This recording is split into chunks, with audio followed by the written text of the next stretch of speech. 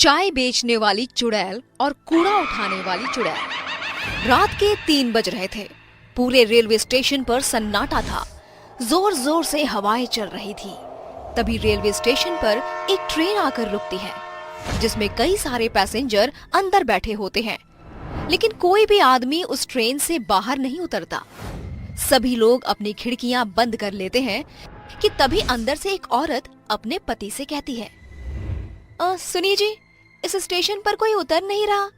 Train आगे क्यों नहीं बढ़ रही और सबने अपनी खिड़कियां क्यों बंद कर ली? कितनी गर्मी हो रही है, ऐसे तो मेरा दम घुट जाएगा। उसकी बात सुनकर तभी एक बूढ़ा आदमी कहता है, चुप करो, कुछ मत कहो। अगर अपनी और हमारी जान की सलामती चाहती हो तो भगवान के लिए चुप रहो। वो दोनों चुड़ैल बाहर ही है अभी।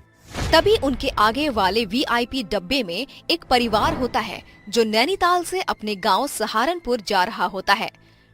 लेकिन एक राघव नाम का लड़का, मैंने पहली बार किसी स्टेशन पर इतना सन्नाटा देखा है। राघव को वहाँ एक कूड़ा उठाने वाली और एक चाय बेचने वाली के अलावा और कोई नहीं दिखता। तभी उसके पास चाय वाली औरत आती है। चाय, गरम चाय वाली, चाय गरम, चाय वाली साहब, गर्मा गर्म चाय ले लो। चाय।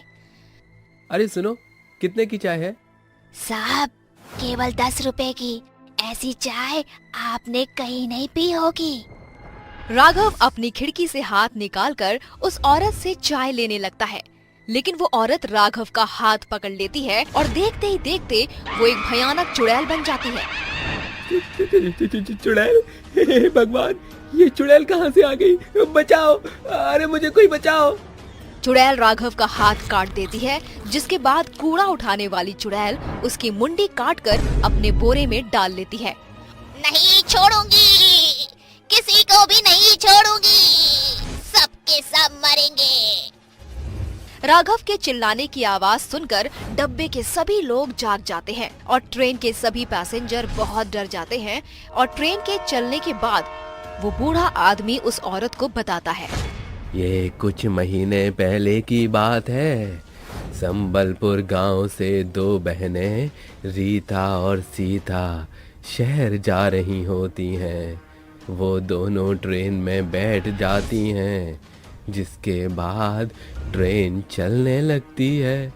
तभी रीता सीता से कहती है, बहन, अगर चाचा ने हमें अपने घर में नहीं रखा तो हम इतने बड़े शहर में क्या करेंगे?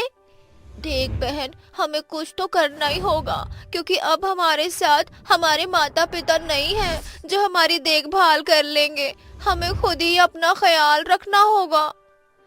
उस स्टेशन पर एक कूड़ा उठाने वाला था और एक चाय बेचने वाला। ट्रेन के सभी पैसेंजर सो गए थे कि तभी सीता रीता से कहती है, बहन, बहुत जोरों की भूख लगी है, चलो चाय पीकर आते हैं।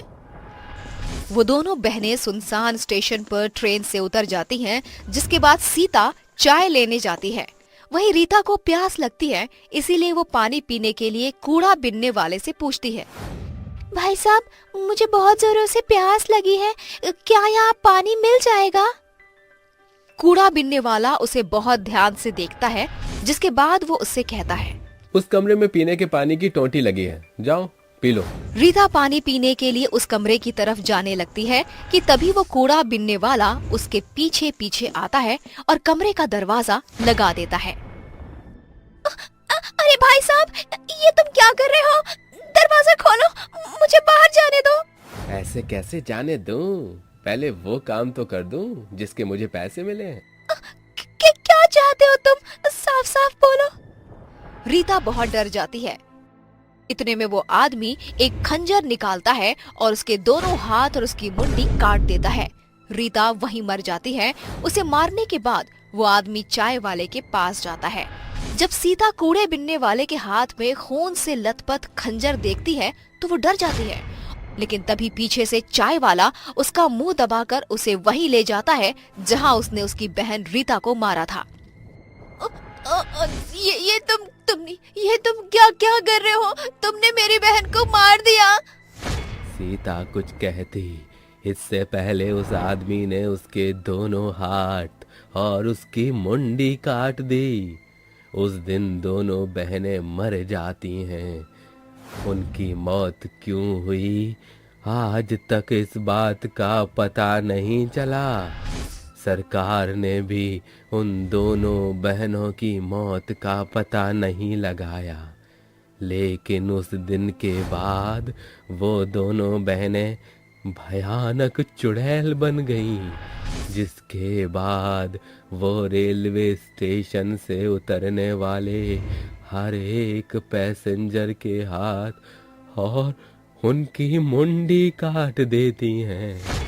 लेकिन अगर ऐसे ही रहा तो वो दोनों चुड़ैल तो कई लोगों को मार देंगी।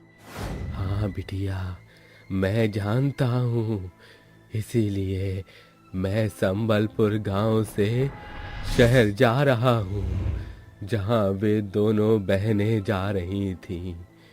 शायद वहाँ जाकर मुझे उन दोनों बहनों की मुक्ति का कोई रास्ता मिल जाए। वो बूढ़ा आदमी शहर में उन दोनों बहनों के रिश्तेदार यानी उनके चाचा जी के घर जाता है, जहाँ उसे पता चलता है कि उसके चाचा कुछ समय पहले ही गुजर चुके हैं।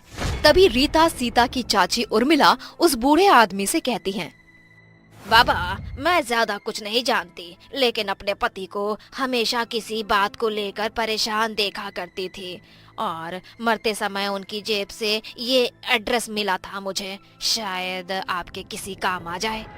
वो बूढ़ा आदमी उस एड्रेस पर पहुंच जाता है, जहां उसे एक बहुत ही जाने माने तांत्रिक बाबा मिलते हैं, जो उस बूढ़े आदमी से कहते हैं, उन दोनों बहनों की मौत उनके चाचा नत्थू लाल ने करवाई थी।